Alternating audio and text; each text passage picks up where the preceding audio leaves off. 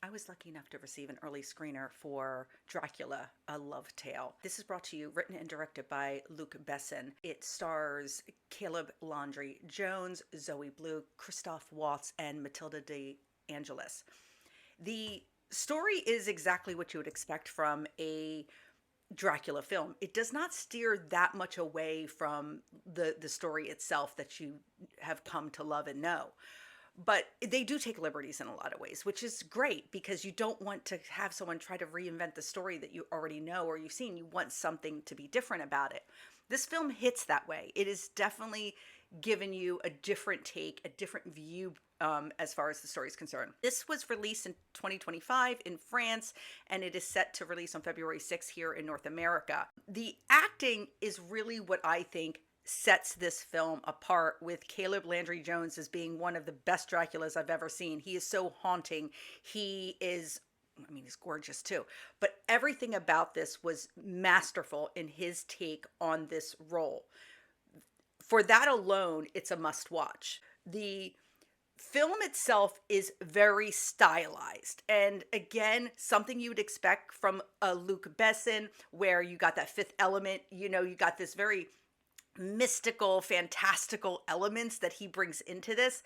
You have that in this film as well, specifically like with the gargoyles. And yes, maybe it wasn't perfection. I think maybe that's a budget thing, but it didn't bother me. I felt like it's just giving you this gothic love story in a different way. Getting into the love story, that is where this film leans heavily into. It is all about the love that Dracula has for Elisabetha and the lengths that he will go to get that love. And he is a man that is desperate and pained, and that comes through with this performance. When I say that it's stylized, it's also very choreographed. There are moments where I'm like seriously, like, what was I watching? And even just when they're marching and they're on the battlefields, it's very choreographed, but I didn't mind it because it was a part of the stylistic approach to the film.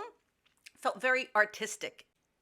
The costumes, the first scene with the armor, this is insanity. The costume is insane, and from what I was reading, there were like 550 pieces of costume created or something, maybe even more, I don't know.